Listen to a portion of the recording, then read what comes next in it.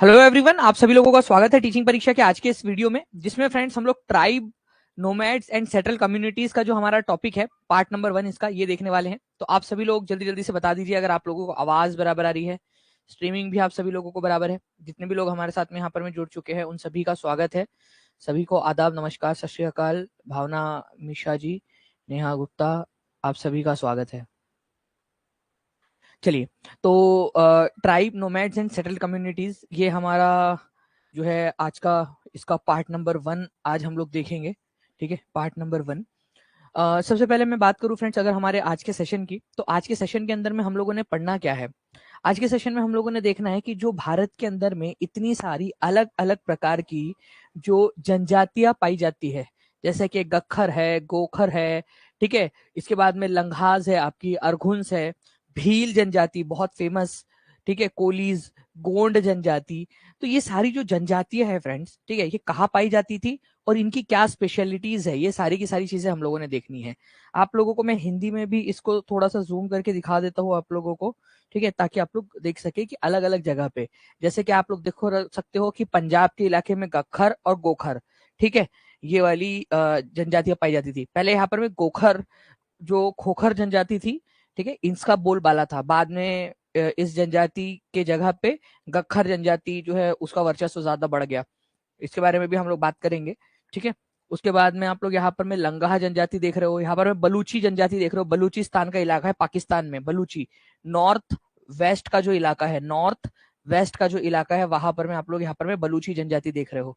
उसके बाद में आप लोग यहाँ पर में भील, ये गोंडवाना का इलाका है, ये वाला गोंडवाना का इलाका, गोंड जनजाति यहाँ पर में आप लोग देख सकते हो, ठीक है।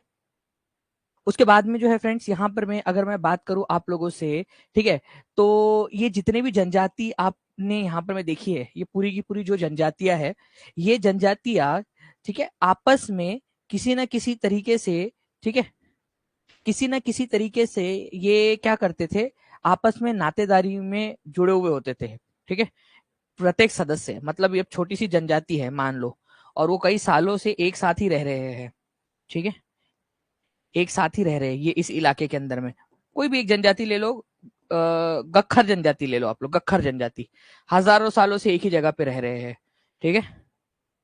तो फ्रेंड्स ये जो जनजाति है आप लोगों की, ये सारे के सारे लोग किसी ना किसी नातेदारी में बंधे ही होंगे।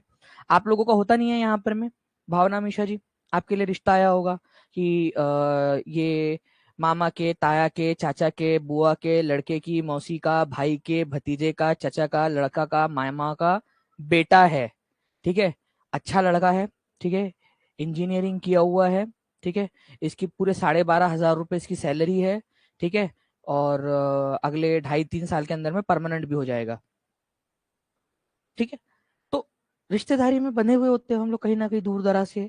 अब ये लोग तो हजारों सालों से एक इलाके में रह रहे हैं बेसिकली, तो ऑब्वियस सी बात है कि आपस में प्रत्येक जनजाति के सदस्य नातेदारी के बंधन में जुड़े हुए ही होंगे कहीं ना कहीं के। तो ये याद रखना है। इसके अलावा जो है फ्रेंड्स, ये सामाजिक नियम और कर्म कांडों में नहीं मानते थे। अब ये नहीं करते थे कि ओम भट्ट स्वाहा, ठीक है, ओम भट्ट स्वाहा, यहाँ पर में हमारा सीटेट क्लियर हो जाए, ओम भट्ट स्वाहा, ठीक है, भगवान प्लीज नेहा की शादी मत करवा देना सीटेट के पहले, और एक यार प्लीज जल्दी से एक आध सुपर टेट तो निकलवा दो या D++ भी निकलवा दो, ठीक है। तो सामाजिक नियम मतलब कि ऊंची जाति और नीची जाति, इसमें ये लोग नहीं बंधे हुए थे, और कोई कर्म कांड वगैरह भी नहीं करते थे ओम भट्ट स्वाहा वगैरह की, भाई बलि देना है या फिर कर्म कांड करना है, ऐसा कुछ उनका नहीं था। उसके अंदर में वो लोग जो ब्राह्मणिकल सोसाइटी है, ठीक है, ठीक है, उसके अंदर में नहीं मानते थे ये लोग। सामाजिक नियम और कर्मकांड के अंदर में ये लोग जो है सोशल रूल्स जो ब्राह्मणिकल सोसाइटी में है उसमें, और रिचुअल्स वगैरह के अंदर में नहीं मानते थे जो ब्राह्मणवादी व्यवस्था के अंदर में है।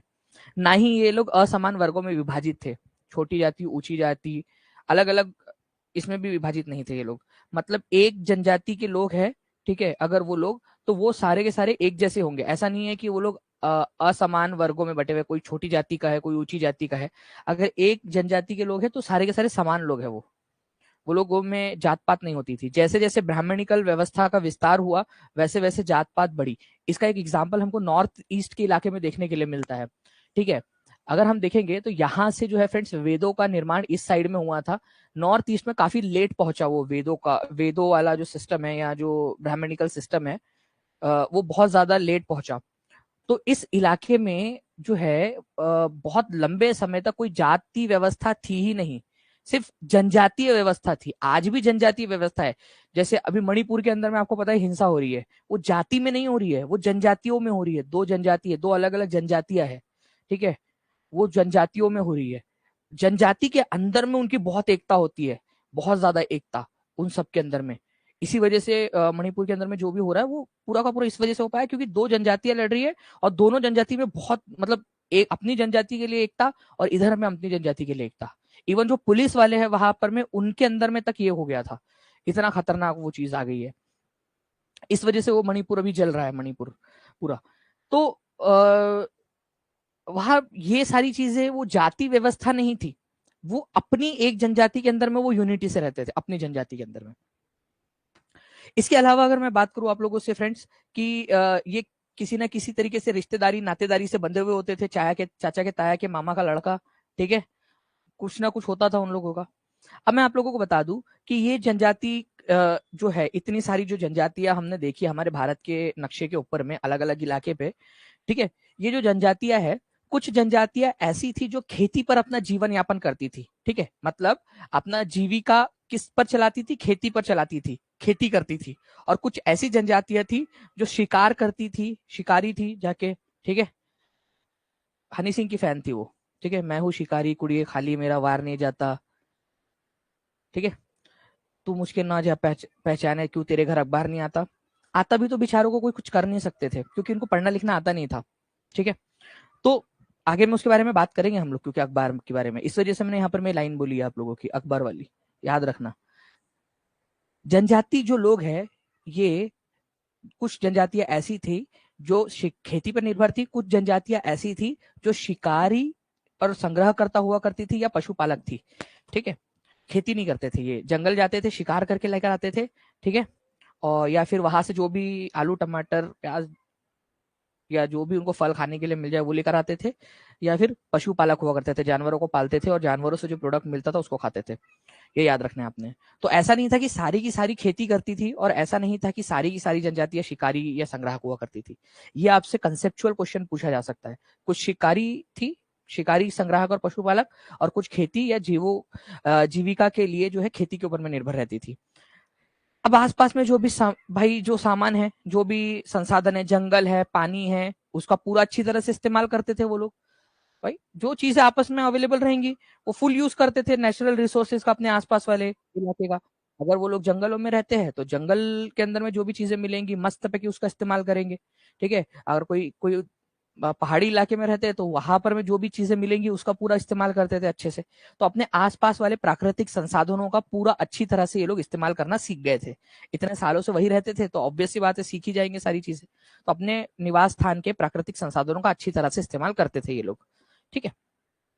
नाउ फ्रेंड्स, कुछ ट्राइब्स जो है वो नोमैडिक भी हुआ करती थी, नोमैडिक, ठीक है, जिसको आज हम लोग एंटी भी कहते हैं, नोमैडिक ट्राइब्स, ठीक है, नोमैडिक ट्राइब्स। खाना बदोश, अब ये जनजातियां खाना बदोश जनजातियां कैसी थी, अब मैं आपको उनके बारे में बता दूं। ये खाना बदोश जनजातियां हजारों सालों से एक जगह से दूसरी जगह, दूसरी जगह से तीसरी जगह, तीसरी जगह से चौथी जगह घूमती रहती थी, ठीक है। ये बड़े इलाके को कंट्रोल करती थी, एक बड़ा सा इलाका होता था, इनका ग्रुप होता था, इनका ग्रुप पूरे बड़े से इलाके को कंट्रोल करता था, ठीक है। और ये क्या करते थे, अपने ग्रुप के साथ में पूरा का पूरा मूव करते थे, एक जगह से दूसरी जगह, दूसरी जगह से तीसरी जगह घूमते रहते थे। घूमने को ही वो नोमैडिक या फिर खाना बदोश कहा जाता है, घुमंतु बोल सकते हैं आप लोग उनको, ठीक है। खाना बदोश जनजातियां, ठीक है, खाना बदोश नोमैडिक, एक जगह से दूसरी जगह जो घूमती रहती है, ठीक है।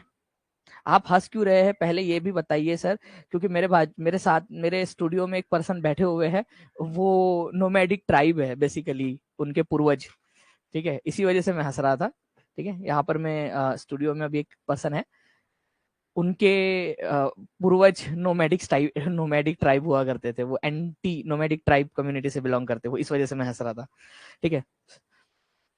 कैमरामैन संतोष के साथ, ठीक है, दीपक चौरसिया आज तक वो वाला काम है ना, तो हमारे स्टूडियो में भी लोग होते हैं। चलिए, ये लोग जो है फॉरेस्ट में रहा करते थे, जंगलों में, हिल्स में रहा करते थे, ठीक है, ये याद रखना है। पहाड़ियों के ऊपर में, जंगलों में, ठीक है, डेजर्ट में भी रहते थे कहीं ना कहीं, ठीक है। मतलब अलग अलग इलाकों में रहा करते थे, जहां पर में पहुंचना डिफिकल्ट हो वहां भी पहुंच जाते थे घूमते फिरते ये लोग, ठीक है, घूमते फिरते कहीं पे भी चले जाते थे। ये याद रखना है आप लोगों ने। बट इनकी सबसे बढ़िया बात क्या थी पता है आप लोगों को? अब मैं मान लो कि पूरा का पूरा एंटी ट्राइब हो, ठीक है, नोमैडिक ट्राइब है यहाँ पर में हम लोग। अब घूमते घूमते हम चले गए और वहां पर में कहीं तो भी कास्ट बेस्ड सोसाइटी रहती है, ठीक है, हम कोई गांव में चले गए, उन लोगों के साथ में झगड़ा झगड़ा हो जाएगा, झगड़ा झगड़ी हो गई उनकी कास्ट बेस्ड सोसाइटी, जो भी हिंदू सोसाइटी थी, ठीक है, कास्ट बेस्ड वाली सोसाइटी जो गाँव में रहती उनके साथ में कई बार क्लैश हो जाता था उनका, ठीक है। उस इलाके के आसपास में अगर कोई कास्ट बेस्ड सोसाइटी है तो नोमैडिक ट्राइब का उनके साथ में झगड़ा झगड़ी भी हो जाती थी। पावरफुल कास्ट बेस्ड सोसाइटीज के साथ में कई बार क्लैशेस भी देखने के लिए मिलते हैं आप लोगों को पास्ट में। तो नोमैडिक ट्राइब हमने देखा कि काफी सारी प्रकार की जनजातियां होती है, ठीक है। कुछ जनजातियां खेती पर निर्भर थी तो कुछ पशुपालक और संग्राहक थी। बट कुछ जनजातियां जो है नोमैडिक ट्राइब भी हुआ करती थी आपकी, जो एक जगह से दूसरी जगह घूमते रहती थी, पहाड़ों पर, डेजर्ट में, फॉरेस्ट में घूमते रहते थे। और कई बार कास्ट बेस्ड सोसाइटीज के साथ में उनका झगड़ा झगड़ी भी हो जाती थी, ठीक है। अब मैं आप लोगों को बता दूं फ्रेंड्स कि जो नोमैडिक लोग हैं, नोमैडिक ट्राइब है, वो भी अलग अलग प्रकार के हो सकते हैं, उसमें भी अलग अलग प्रकार के हो सकते हैं। कुछ होते हैं नोमैडिक पेस्टोरलिस्ट, खाना बदोश चरवाहे, जो अपने जानवरों को चराने के लिए एक जगह से दूसरी जगह घूमते रहते हैं। जानवर है उनके पास में बहुत सारे, ठीक है, 15-20 गाय है, 100-200 बकरियां है, ठीक है, 25-30 ऊंट है, ठीक है, और अलग अलग प्रकार के जानवर है। सब जानवरों को लेकर इधर उधर चरवाने के लिए घूमते रहते हैं। ओके, तो अपने जानवरों को लेकर ये बहुत लॉन्ग डिस्टेंस तक भी जा सकते थे। आज भी आप लोगों ने कहीं ना कहीं देखा होगा, कुछ लोग हैं अभी भी जो अपने जानवरों को लेकर इधर उधर घूमते हैं। आप रास्तों पे देखना, उनका पूरा का पूरा लॉट जाता है, ठीक है, पूरा का पूरे एक साथ वो लोग जाते हैं। कभी किसी ने देखा है कि रास्ते के ऊपर में ऐसे बहुत सारे लोग अपने पूरे जानवरों को लेकर जा रहे हैं, ठीक है? कभी किसी ने देखा है आप लोगों में से? मैंने देखा है ऐसा, ठीक है, वो पूरे एक साथ जाते हैं वो लोग, एक साथ बहुत सारे लोग। तो ये लंबे लंबे डिस्टेंस ट्रेवल करते हैं अपने जानवरों के साथ में, ठीक है। और जो भी मिल्क मिलता है जानवरों से, या जो भी पेस्चुरल प्रोडक्ट मिलता है, उसके ऊपर में जिंदा रहते हैं। जैसे मान लीजिए कि दूध से जो भी और प्रोडक्ट बन सकते हैं, मीट वगैरह खा लेते हैं वो लोग, अगर जानवर है उनके पास में तो वो सब भी खा लेते हैं। इसके अलावा जो है ये क्या करते हैं कई बार, जो दूसरी सेटल्ड एग्रीकल्चरलिस्ट लोग हैं, जो लोग एक जगह पे रहते हैं, ठीक है, उन लोगों के साथ में चीजें एक्सचेंज भी कर लेते थे। इनके पास में जानवरों की वूल होती थी, ठीक है, ऊन जिसको आप लोग कहते हो, ठीक है, आप लोगों का। फिर उसके बाद में आप लोग मिल्क है, घी है, इसके अलावा और भी अंडे, अगर मुर्गी है तो अंडे। तो बहुत सारी जो भी चीजें इनके पास में होती थी वो जाते थे एग्रीकल्चरलिस्ट लोगों के पास में, लो जो सेटल्ड लोग हैं उन लोगों के पास में, उनको वो दे देते थे। और उसके बदले में वो लोग अनाज ले लेते थे, कपड़े ले लेते थे, बर्तन वगैरह ले लेते थे। तो चीजें अदला बदली कर लेते थे वो लोग कई बार, ठीक है। तो ये याद रखना आप लोगों ने। स्क्रीन थोड़ी छोटी कीजिए सर, स्क्रीन को छोटी कर दूं? जय माहिष्मती बोल के मतलब कैसे करना है इसको, कैसे करूं? मतलब मेरे से तो नहीं होंगे ऐसे छोटी, उसको कैसे कर दूं मैं छोटी उसको?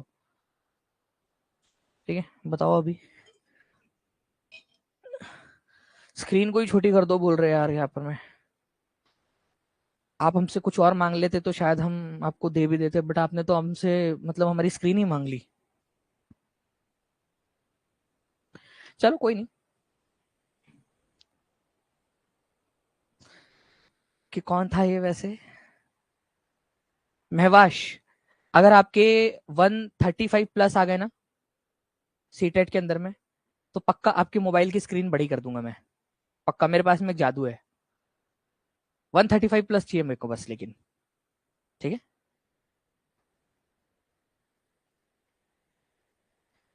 लाके दोगे क्या बताओ? सिर्फ आपके बोलने पर मैं स्क्रीन जो है वो छोटा कर रहा हूँ। मैं आपकी स्क्रीन बड़ी कर दूंगा। मेरे को 135 चाहिए लेकिन आपसे 135।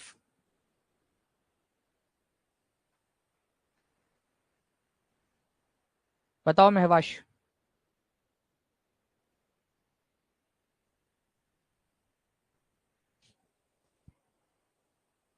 चलो डन, डील डन। महवाश ने बोल दिया ओके सर। अब वो लेकर आएंगे 135, मैं उनको बड़ी वाली स्क्रीन वाला मोबाइल दे दूंगा। सबके लिए या उनके लिए? जो जो लेकर आएगा उसके लिए। चलो ठीक है, ठीक है, आप लोगों में से जो जो स्टूडेंट यहाँ पढ़ रहा है और जो 135 प्लस लेकर आएगा।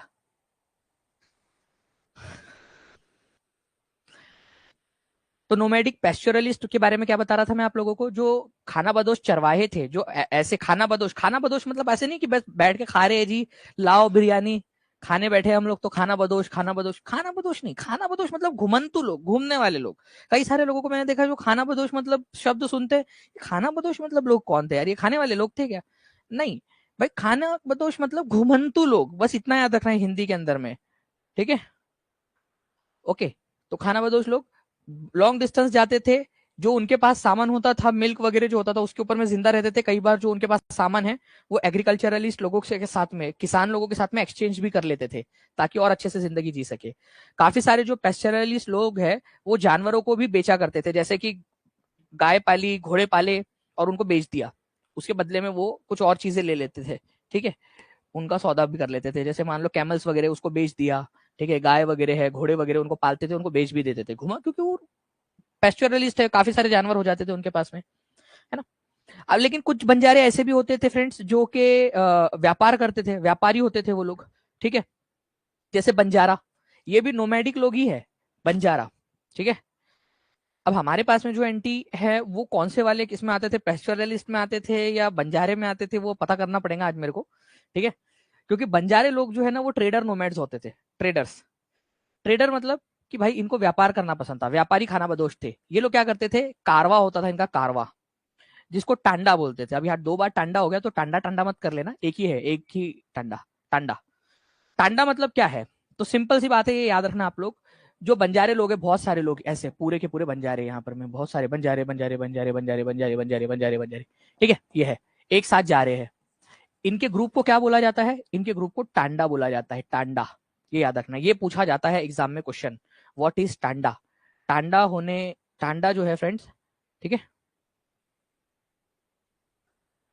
टांडा मतलब जो बंजारों का ग्रुप होता था, जो कारवा होता था। कारवा मतलब क्या है? ग्रुप। ठीक है, हम तो अकेले ही चले थे जानी पे मंजिल, हम तो अकेले ही चले थे जानी पे मंजिल, लोग जुड़ते गए और कारवा बनता चला गया। तो वो कारवा बनता चला गया मतलब वो ग्रुप बनता गया, समझ गए ना आप अब?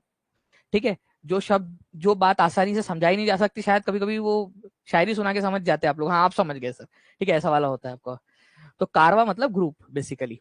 ओके, इनके बारे में काफी जानकारी मिलती है हमको। अलाउद्दीन खिलजी को जानते हो आप लोग? नहीं जानते तो नहीं होंगे, लेकिन नाम सुना होगा आप लोगों ने। ऐसा बोलेंगे हमारे चाचा का लड़का थोड़ी है सर वो, नाम तो कभी ना कभी सुना होगा अलाउद्दीन खिलजी का। ठीक है, दिल्ली सल्तनत का एक राजा था अलाउद्दीन खिलजी। इसने क्या किया, बंजारे लोगों का इस्तेमाल इसने बहुत अच्छे से किया। बंजारे लोग क्या थे भाई, एक जगह से दूसरी जगह बहुत एकदम पहाड़ी रास्ते और एकदम बीहड़ जो इलाके होते थे वहां से भी बहुत आसानी से निकल जाते थे, क्योंकि उनको आदत थी। तो फ्रेंड्स, बंजारे लोगों का इस्तेमाल अलाउद्दीन खिलजी ने क्या किया, जो भी ग्रेन्स होते थे, जो अनाज होता था, उसको सिटी के मार्केट तक पहुंचाना होता था गांव से। तो बंजारे लोगों को ये ऑर्डर दे देता था कि भाई तुम लोगों का काम है, तुम लोग जो है क्या करोगे, वहां से सामान गांव से उठाओगे और मार्केट तक पहुंचाओगे, क्योंकि वो लोग बहुत आसानी से ट्रेवल कर सकते थे। घुमंतु लोग थे, उनको आदत थी घुमन इतने हजारों सालों से घूमने की, इधर से उधर उनके जीन्स में था, उनके परवरिश के अंदर में आता था, उनके पूर्वजों की देन थी वो। ठीक है, जैसे जैसे अपब्रिंगिंग होती थी तब भी उन्होंने बचपन से सीखा हुआ होता था। तो अलाउद्दीन खिलजी ने बंजारों का इस्तेमाल अनाज को शहर के मार्केट तक पहुंचाने में किया।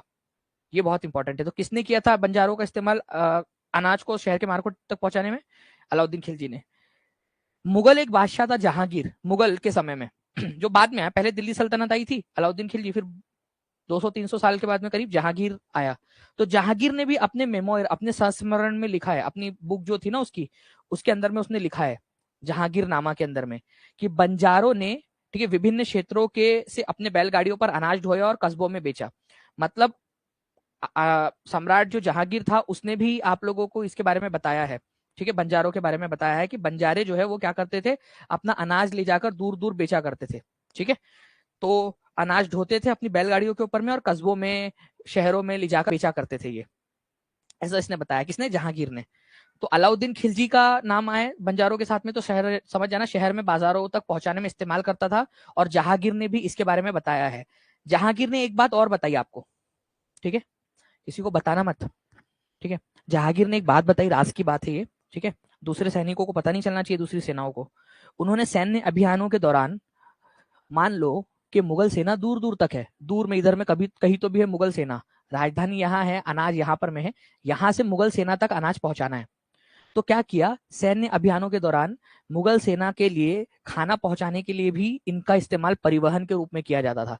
उनको बोलते थे खाना लेकर चले जाओ उनके लिए, ठीक है, खाना पहुंचा दो हमारी सेना तक, ठीक है। तो जहांगीर ने ये बताया है कि मुगल सेना, ठीक है, जो है बंजारों का इस्तेमाल, मुगल सेना जब अभियान पर जाती थी और उनके पास में खाने की कमी हो जाती थी तो उन तक खाना पहुंचाने के लिए भी बंजारों का इस्तेमाल करते थे, और वो बड़े आसानी से उन तक खाना पहुंचवा देते थे। मतलब उस समय के जोमेटो और स्विगी थे ये लोग, खाना पहुंचाने के लिए इधर उधर मतलब आराम से पहुंचवा देते थे बंजारे लोग। ये व्यापारी खाना बदोश थे। तो बंजारे क्या थे, व्यापारी खाना बदोश थे, ये याद रखना आप लोगों ने, ट्रेडर नोमैड्स थे, ठीक है। अब देखिए फ्रेंड्स, काफी सारे जो ट्राइब्स है, चाहे वो खाना बदोश हो, चाहे वो खेती करते हो, चाहे वो शिकारी हो, काफी सारे ऐसे लोग थे जिन्होंने अपनी फ्रीडम, ठीक है, और अपने कल्चर को बचा के रखा था काफी लंबे समय तक, हजारों सालों तक।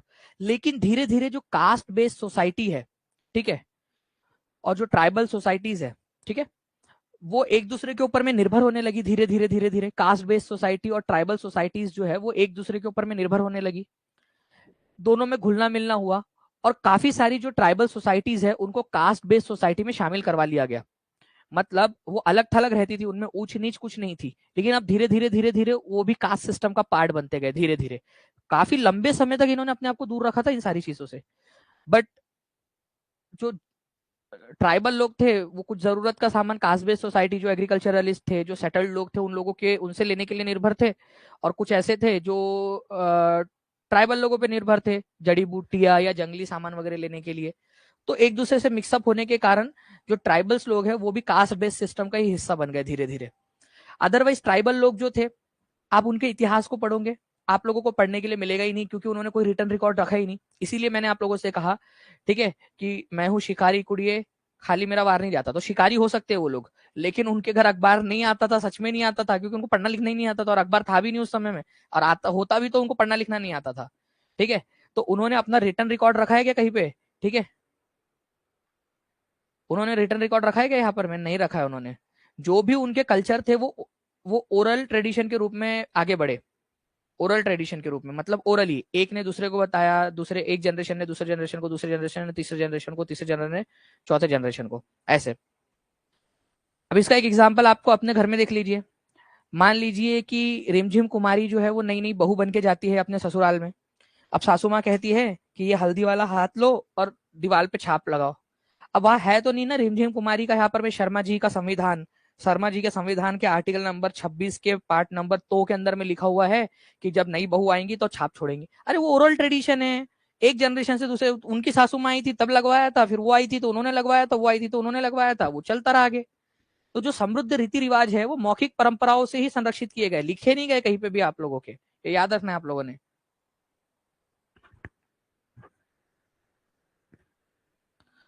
तो सोनम, अगर ऐसे कुछ कुछ ऐसे जो इससे कंटेंट से रिलेटेड पूछोगे तो क्यों गुस्सा करेंगे आप, ठीक है। चलिए, तो ट्राइबल पीपल जो थे उन्होंने अपना रिटर्न रिकॉर्ड नहीं रखा है, ये याद रखना है आप लोगों ने। ओरल ट्रेडिशन उन लोगों का था, ओरल ट्रेडिशन। एक क्वेश्चन था इसी पर आधारित, एक पूछा गया, आप लोग बताना कि इनमें से कौन सा वाला गलत है। आराम से करो।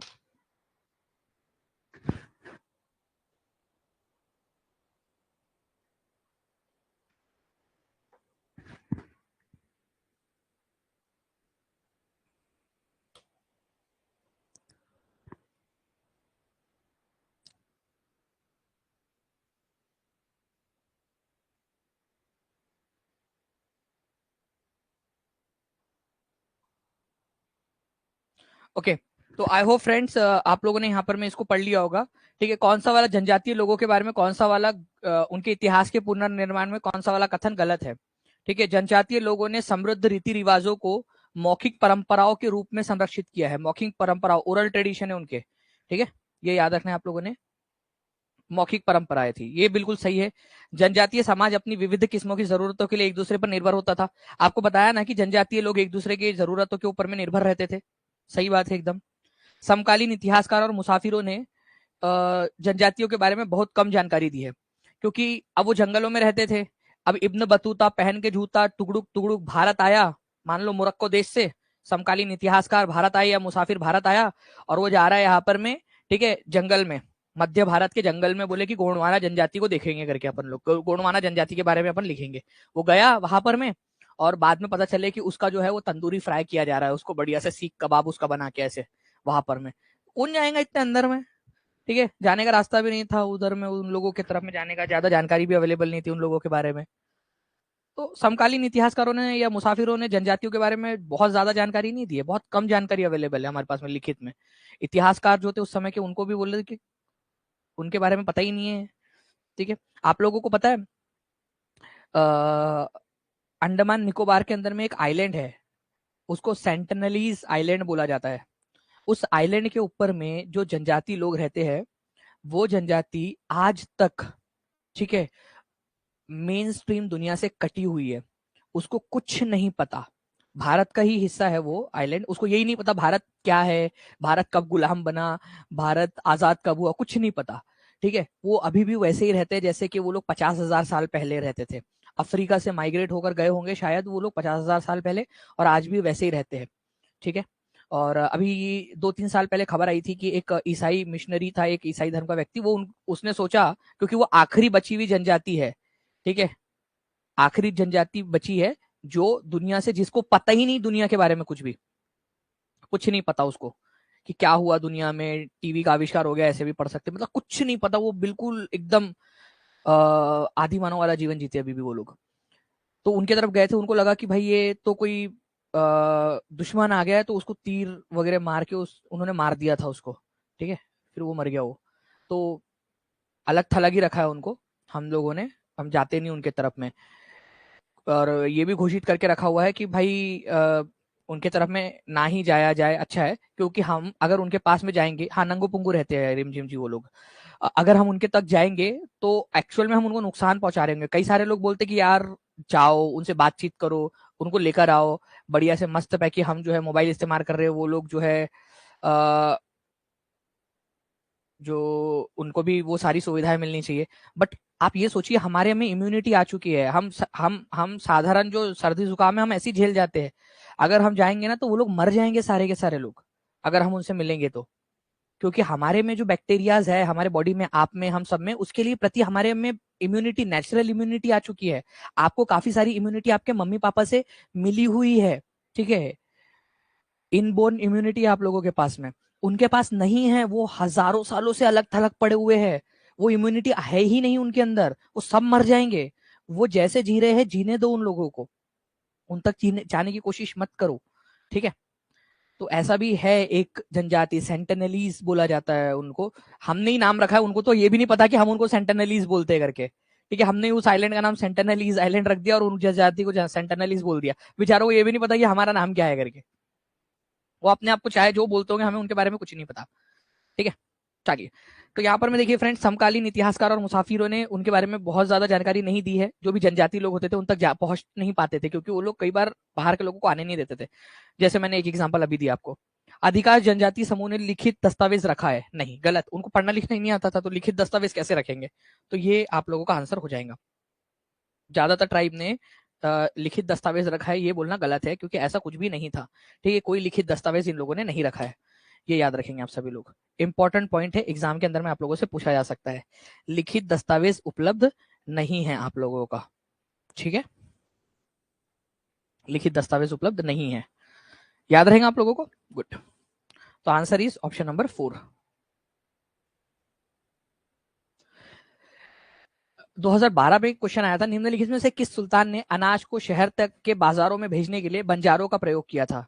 ठीक है, बंजारे लोगों को शहर में भेजने के लिए बंजारे लोगों का इस्तेमाल किया था अनाज को शहर में भेजने के लिए। तो आंसर हो जाएगा आप लोगों का फ्रेंड्स बहुत ही सिंपल सा, अलाउद्दीन खिलजी। ठीक है, अलाउद्दीन खिलजी ने। बाकी इसके अलावा जो जहांगीर है उसने भी अपने संस्मरण में, अपने बुक में इनका उल्लेख किया है, लेकिन बाजार तक भेजने में, बाजार तक अनाज को पहुंचाने में इस्तेमाल कौन करता था? अलाउद्दीन खिलजी करता था। ठीक है, ये याद रखना है आप लोगों ने। तो आंसर आप लोगों को ऑप्शन नंबर 4 हो जाएगा।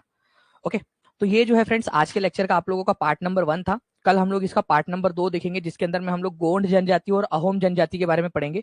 बहुत इंटरेस्टिंग है, आप लोगों को काफी मजा आएगा, आप लोगों को कहानी की तरह लगेगा कि गोंड जनजाति के बारे में, अहोम जनजाति के बारे में क्या था। ठीक है सर, प्लीज बताइए क्या करें हम। आप मस्त पे कि आराम कीजिए अभी फिलहाल में तो, ठीक है। मतलब पानी वानी पी लीजिए, सुसु सु करके, मतलब जो भी जिधर भी जो भी करना है वो कीजिए, और उसके बाद में इसको रिवाइज कीजिए अच्छे से। ठीक है, रिवाइज करो अच्छे से ज्यादा रिवाइज करो, जितना ज्यादा रिवाइज करोगे उतना ज्यादा अच्छा रहेगा आप लोगों के लिए। ठीक है, जितना ज्यादा रिविजन करोगे उतना ज्यादा अच्छा रहेगा।